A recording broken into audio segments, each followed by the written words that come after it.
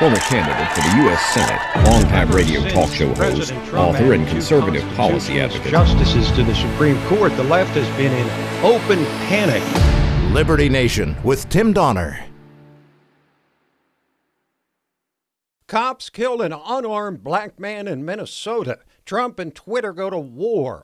The COVID death toll hits 6 figures. China annexes Hong Kong. We'll search for good news from the week as hard as we can, folks, but it's not going to be easy. Welcome back into Liberty Nation Radio, a production, as always, of LibertyNation.com, and heard from coast to coast on the Radio America network.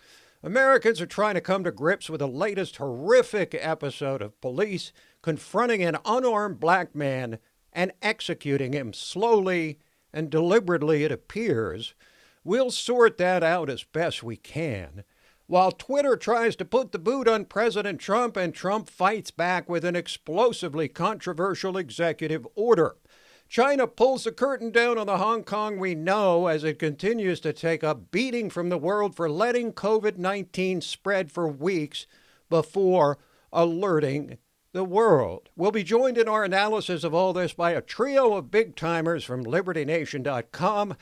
Legal Affairs Editor Scott Cosenza, Defense and National Security expert Dave Patterson, and socio-political correspondent Jeff Charles. Say what? Say what? Say what? One more time. We commence the proceedings with our signature segment, Say What?, where we roll out a virtual assembly line of wacky, astonishing, damnable, and ultimately revealing things uttered by politicians and the chattering class in what may be among the most damnable episodes we have ever witnessed.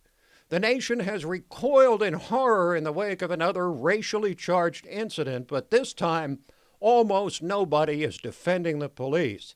After one cop in Minneapolis shifted his full body weight onto his knee and pressed it down on the neck of a prostrate George Floyd as horrified onlookers begged him to stop, until Mr. Floyd died right there or on his way to the hospital. And the 3 other cops in on the arrest did nothing to stop him. This in the progressive bastion of Minneapolis, where you'd expect the police to be far more constrained given the progressive nature of that city. With the release now of multiple videos of that incident, we're starting to get a clearer picture on how Mr. Floyd was executed by police for an alleged non-violent crime. It starts at 8 p.m. at this grocery store. Police are called because Floyd was suspected of passing a counterfeit $20 bill. 8:34, cops find Floyd in an SUV parked nearby and handcuff him. Surveillance video from a restaurant shows Floyd is not resisting as he's removed from the SUV. 8:38, he is marched across the street by 2 officers. Several missing minutes go by without video. The timeline picks up when a passerby begins shooting video of a cop with his knee pressed into Floyd's neck. I can't breathe. Floyd can be heard telling the cops he cannot breathe 15 times. The gathering crowd can see Floyd is unconscious. Check the pulse. Bro, he has not moved, not one time. That's from the TV show Inside Edition. So, how severe is pressing your knee on the neck of someone lying face down on the ground? Forensic pathologist Dr. Judy Melanik. Pressure on the neck can make someone unconscious within seconds and then kill them on the order of minutes. What we see in the video is that there is pressure put on his neck for at least 4 minutes before he becomes unconscious. Rest assured there will be hell to pay for this, for cops, for communities torn by violent outrage about this, for ordinary people appalled by this incident. 4 cops, one slowly draining the life out of a nonviolent suspect, the others standing by and watching. We'll talk more about this with LibertyNation.com legal affairs editor Scott Cosenza later in the show. But it was another week, so of course there was another raging controversy over President Trump after he fired back at Twitter, which for the first time had fact-checked a political ad, his, saying mail-in voting will lead to massive voter fraud. Obviously an opinion the type perpetuated all over Twitter every hour of every day. But this is Trump, so a brand new standard is set. But not to be outdone, Trump laid down an executive order demanding impartiality from Twitter. Today I'm signing an executive order to protect and uphold the free speech and rights of the American people. Currently, social media giants like Twitter receive an unprecedented liability shield based on the theory that they're a neutral platform. My executive order calls for new regulations under Section 230 of the Communications Decency Act to make it that social media companies that engage in censoring or any political conduct will not be able to keep their liability shield.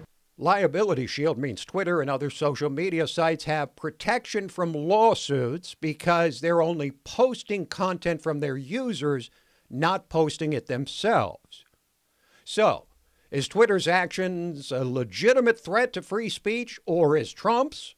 Or is this just a shot across the bow from Trump and or an attempt to get Twitter to bend? We'll talk that over with Mr. Cosenza later on as well. Meanwhile, life goes on as we pass the 100,000 death mark from COVID-19, and the nation starts to get its mojo back with partial and some full reopenings across the land, in spite of apparent desire by leftists in general and blue state governors in particular to keep us shuttered.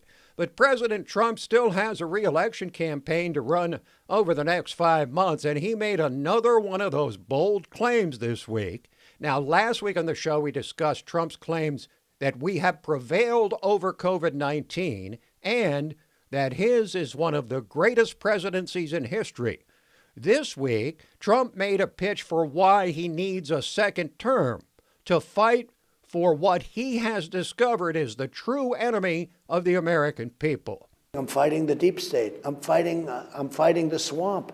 And I said I was doing it, and I'm exposing the swamp. I think if it keeps going the way it's going, I have a chance to break the deep state. It's a vicious group of people. It's very bad for our country. They never thought I was going to win, and then I won. And then they tried to get me out. That was the insurance policy. She's going to win, but just in case she doesn't win, we have an insurance policy. And now I beat them on the insurance policy. And now they're being exposed. That was from an interview with Cheryl Atkinson on the show Full Measure. The response of the deep state, known until Trump as the permanent bureaucracy, is likely to be exactly what it's been for 3+ years of the Trump presidency.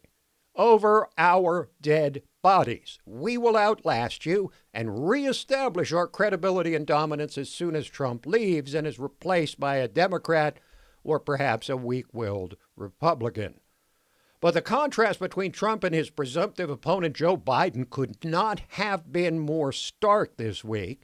While Trump eschewed the mask in public appearances as he tried to pump up the reopening of the country, Joe Biden finally left his basement and visited a war memorial with his wife on Memorial Day wearing an ominous-looking black mask, which triggered the expected back and forth. Biden can wear a mask, but he was standing outside with his wife, perfect conditions, perfect weather.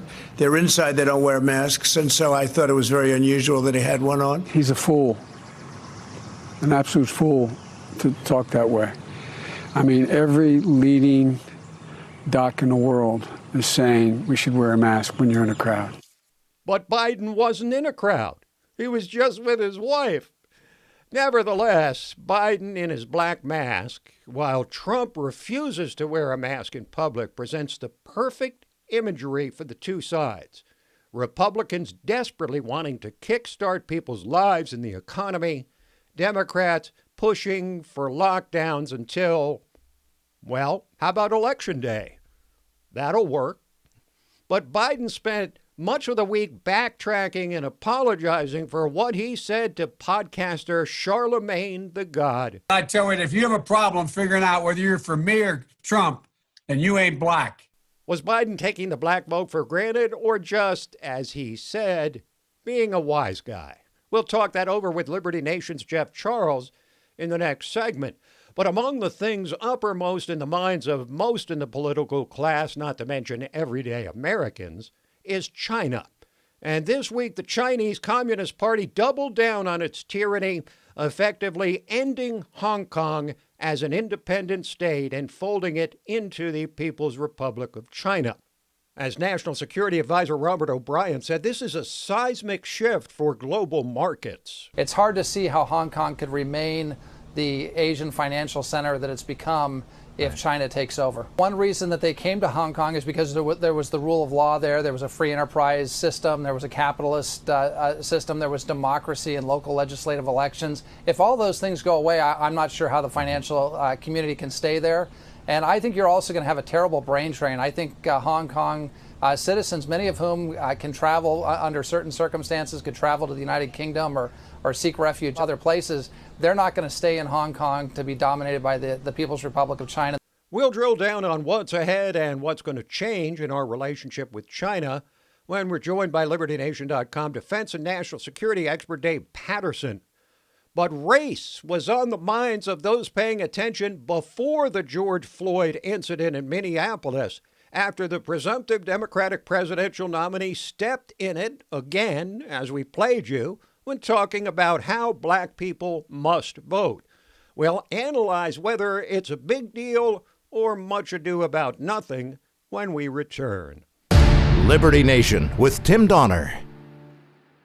So Joe Biden stepped in it recently, not that that's anything new, but this time he might have inflamed his most important voters, his base, the people he needs to show up in big numbers supporting him on November 3rd. He said, as we played in the first segment, that if you have a problem figuring out whether you're for me or Trump, you ain't black. Almost as if he himself was black, which he most decidedly is not. Joining us to analyze whether this big dust-up was truly damaging to the presumptive Democratic presidential nominee, or merely a tempest in a teapot sure to be ignored by the elite media, is the man who schools us on the cross-section of culture and politics, LibertyNation.com socio-political correspondent, Mr. Jeff Charles. Welcome back, Jeff. Hey, thanks for having me again. It's a pleasure. Now, Jeff, if you're not voting for me over Trump, you ain't black. Half of me says Joe Biden made a huge mistake acting like he takes the black vote for granted. But the other half of me says he was just being what he said, a wise guy making a flippant remark. Which are you buying and why? I'm buying both of those. See, but here's one thing where I'll push back on you a little bit. He said acting like he takes the black vote for granted. No, he's not acting. He does take the black vote for granted, which is what the Democrats have done for decades. And realistically, I mean, it's hard to blame them when they've had 90% of the black vote for decades. Jeff, explain to me why Joe Biden seems to be so popular among black people. Is it just because he was Obama's vice president? I think that's part of it, but I don't think that explains all of it. I think Biden presents a sense of familiarity, a sense of normalcy. On top of that, I mean, about 65% of black voters consider themselves to be moderate or conservative. So there's a very small percentage that are actually way to the far left. So when it comes to the field of Democratic nominees during the primaries, he's the one that they were going to gravitate to in the first place. Now, Jeff, on one side, you have Biden's long support from the NAACP and his voting record on civil rights. On the other, you have his support for the infamous crime bill in the 1990s, which incarcerated an awful lot of black people. He was one of the authors and champions of that bill, which had a devastating impact on the black community. It helped the war on drugs, which disproportionately affected black Americans, despite the fact that black Americans don't commit drug crimes more than anybody else. So he has a lot to answer for there, but he's not going to be held to account for it. The left wants to beat Trump. So if pictures show up of Joe Biden wearing blackface and a Klan hood, they're still going to support him. Okay. I think you've made your point in as stark a term as possible. Now, I want to go back to something that you said, which we've discussed before, which is that in describing themselves, a majority of black people call themselves conservative. and yet they vote in numbers usually over 90% for the Democratic presidential candidate. Over the past 60 years, the Republican Party has not made a concerted effort to reach black voters. Now, Trump is starting to do that. But here's the thing. Throughout the history, since the Republican Party was formed, there has been a bit of a back and forth. And when when black people started voting more Democrat, when Eisenhower took over, he was convinced to do at least some outreach to the black community. And when he did that, and when his campaign team did that, they almost doubled the amount of black support that they had received previously when Eisenhower was first elected. Now, as you've said, President Trump has made really an unprecedented effort for a Republican to reach black voters, or the biggest effort since the 1950s. How much of a difference do you see this making in the black vote, which Trump got 8% of in 2016? Yeah, those are all factors that will work in his favor. I think the COVID-19 situation might put a little hurt on that. But I think overall, just the fact that he's even trying, I think that's going to get him more than what he had before. I'm not sure how much of an increase that'll be, but I think he has a good chance of getting over 10%. And a lot of that, too, is because Joe's voter enthusiasm is in the toilet. Like, people who support him aren't very excited about it, whereas with Trump, people are more excited.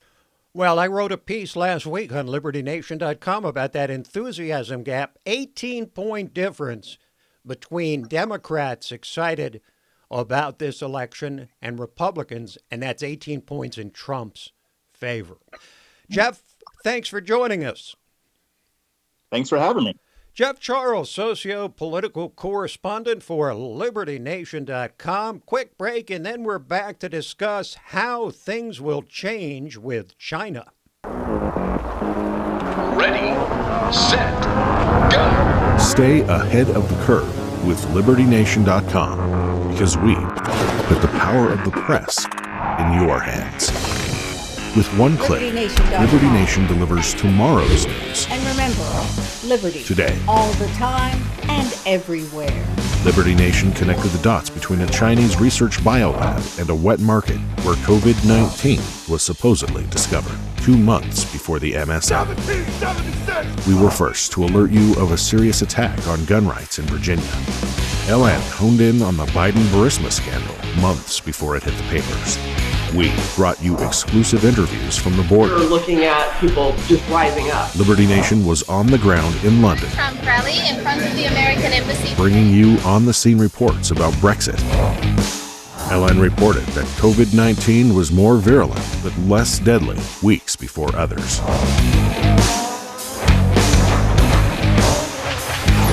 LibertyNation.com delivers tomorrow's news today with LNTV's Liberty Nation Radio, the Uprising and Rabbit Hole podcasts, and dozens of insightful original articles and a new Roku channel.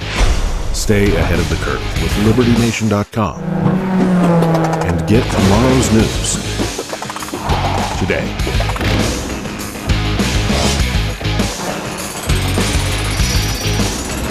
LibertyNation.com. Liberty Nation with Tim Donner. These last dreadful months suffering through the COVID-19 pandemic have accomplished at least one thing we'll take forward into the future.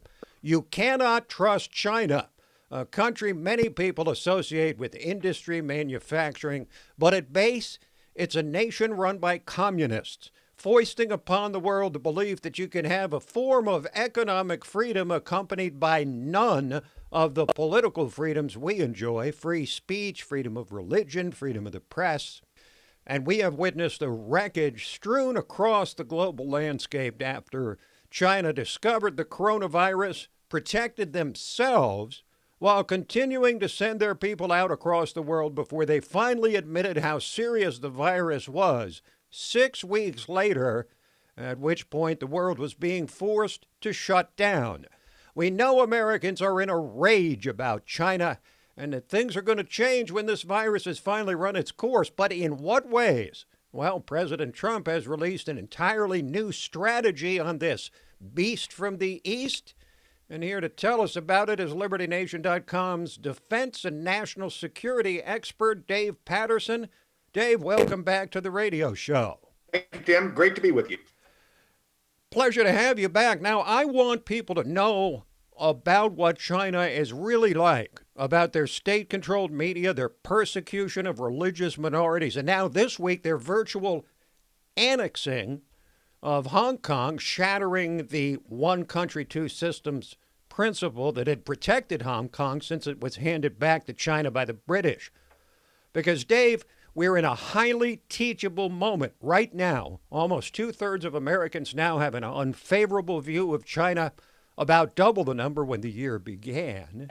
And once we finish our conversation today, that number will likely be higher. Now, in your recent article on LibertyNation.com entitled New Strategic Approach U.S.-China Relations Under the Microscope, you wrote about how the Trump administration released the new United States Strategic Approach to the People's Republic of China, and you said this official document is more on point and timelier than any seen in decades. It's impressive. How so? Well, Tim, I think that it's impressive and it's timely because of its specific. It deals with the three areas in which we are challenged by China. Economically, it's a challenge to our values, and it's a security challenge. Economically, we hoped for a reform within China when they came into the WTO, and it simply has not been realized. They still have their same predatory policies, and they are non-market, mercantilistic approach to trade. And they steal our intellectual property, and they have this demand for technological transfer before doing business with them. The Chinese activities in the South China Sea, for example, the harassment of Malaysian oil platforms. The Chinese Communist Party continues to push for a defense buildup. Now, you also write that what was anticipated to be a convergence of the People's Republic of China's rapid economic development and increased engagement with the world and a citizen-centric free and open order has not happened. Just the opposite has been the case. Explain what you mean. Well, it's exactly that. That's what the China strategy points out. Rapid economic development of China has allowed them to increase their predatory practices in the world. And what we thought was going to be a coming together of like and common purposes and like thinking in the world of economics just simply has not happened. We believe in a rules-based approach to free trade, and that's simply not what China is doing. They want what I call ideology-based economic principles, which are antithetical to the way we think of things. It seems to me that people are wishing for something out of China that they're never going to get, which is a spirit of global cooperation. Is it fair to say that the Chinese are bent, based on their actions over decades, they're bent not on global cooperation, but on global dominance? That's absolutely right. I mean, everything they do is pointed in that direction.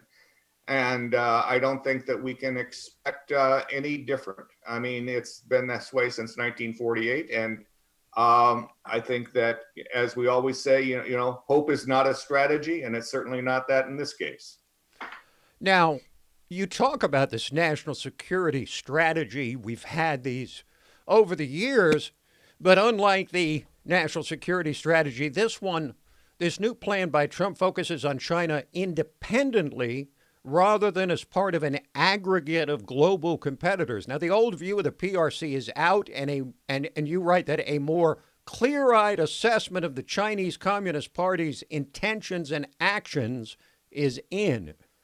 Now, Dave, how would you expect China to fight back against this new order being promoted by the Trump administration? Well, I think that China will continue to do what they've been doing. But there is a very specific phrase in the strategy, which I kind of like. And it says that the U.S. will have more tolerance for a bilateral friction with China. I take that to mean that we're not going to put up with being second fiddle to China, both militarily and economically, and that we will assert our prerogatives and our rights throughout the world. But China will not change. They have a three warfares approach to a three warfare strategy. It's psychological. It relies on using the legal system to get what they want, and also media, or what they call public opinion warfare. And we have to be vigilant in all three of those areas. Now, referring to the globalist vision of the left, which includes a wonderful relationship of friendship and mutual cooperation with China, you write, no one is confused by the Platonesque sounding phrases like building a community of common destiny for mankind. But it does bring to mind a utopian experience. Think about it. A community of common destiny, not just for a few or thousands, but for all mankind. Wow. You lingering flower children of the 60s, you're thinking, where do I sign up? But just a minute, the China strategy explains what the words really mean. So what do they really mean? Well, when you have these really nice sounding words, what it means is that China dominates economically, China dominates politically, China dominates in the media.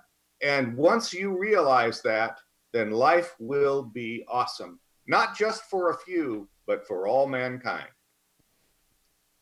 Oh, it's not. It's inspiring. Oh, Dave, it's so inspiring. I'm sitting here beaming from ear to ear at the thought of it. You should be.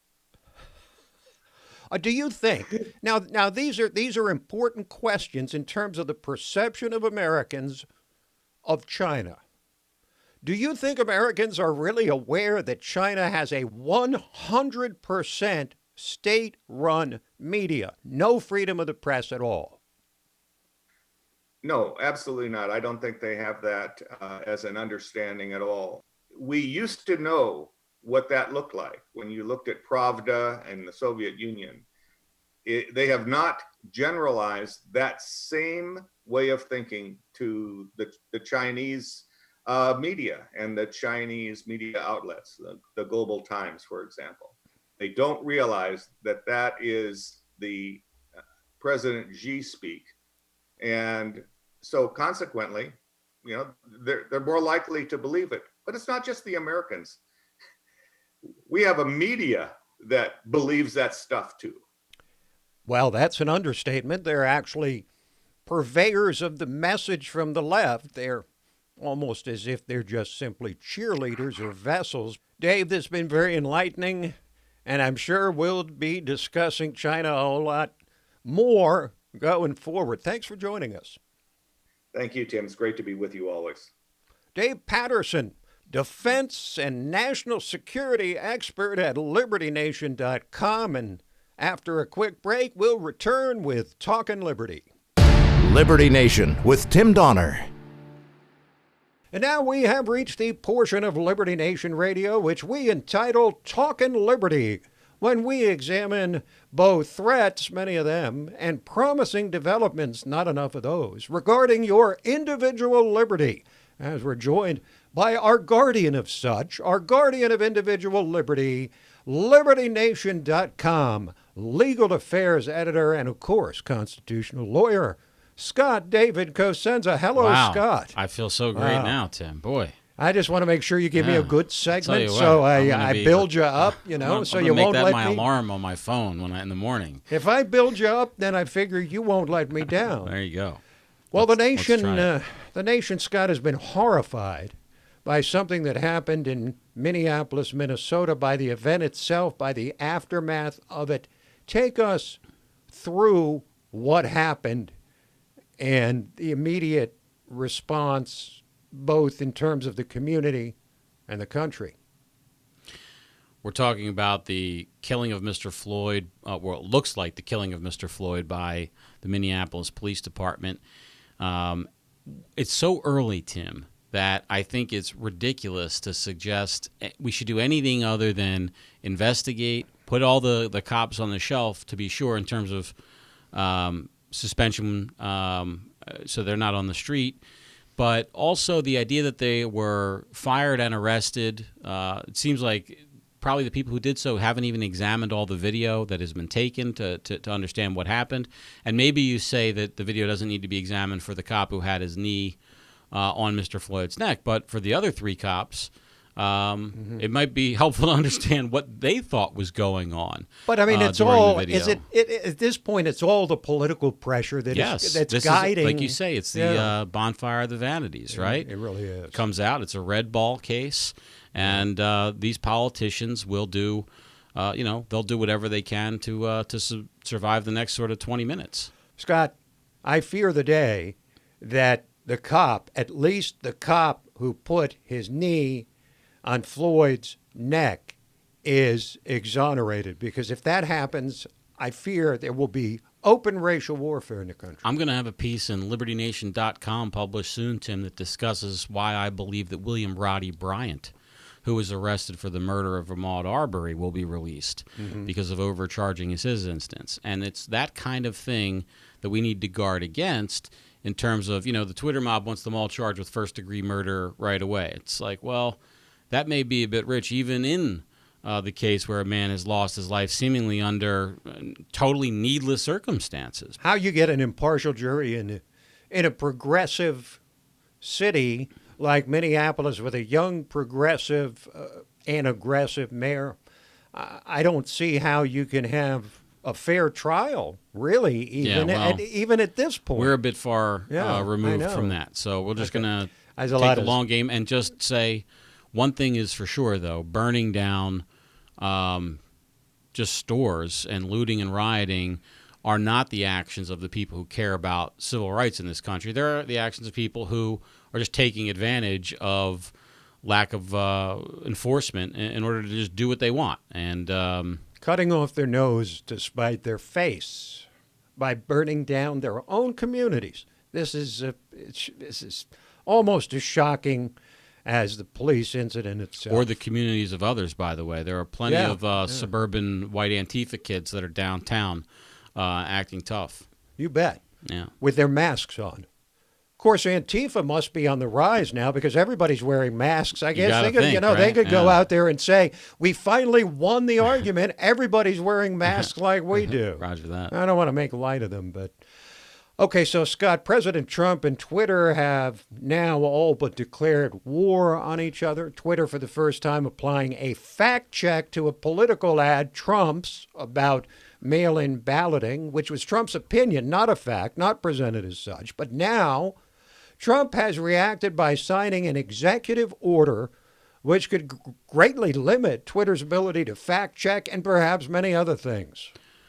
Well, more importantly, it's the removal or modification of immunity that they hold under Section 230C of the Communications Decency Act. And it just seems like this is a punitive measure that Donald Trump is visiting upon Twitter because he didn't like the way they behaved towards his account.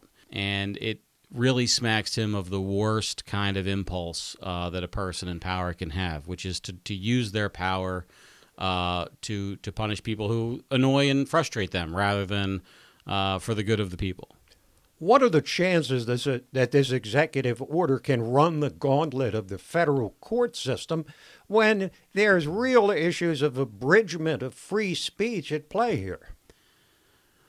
Well, almost certainly, Tim. I believe there is a member of the federal judiciary who's willing to impose an intergalactic stay on any enforcement of this kind of ruling, just because we see the way that any Trump initiative has been treated in the federal courts. That's the smart money bet. That said, though, there will be appeals and it'll go forward, and we'll see what the ultimate rulings are. But the likelihood is very small that this will just simply go through without a hitch. And we may not get enforcement by the people that need to enforce such an executive order. So the enforcement in this instance, Tim, it seems to be most of the enforcement will come from executive agencies and the Federal Trade Commission. and some others that maybe have like quasi, status. So I wouldn't be so sure. It's not like the FBI is going to be involved. It's going to be complaint by harassment and and this is what makes it kind of really awful, I think, in terms of a civil liberties perspective. These are the kinds of agency fees and fines that you and I would be railing on if it, usually given to some like small business owner who didn't do enough to make sure that somebody didn't wear a mask in a store, or just some regulations that you and I would think this is the federal government putting a regulation on somebody else.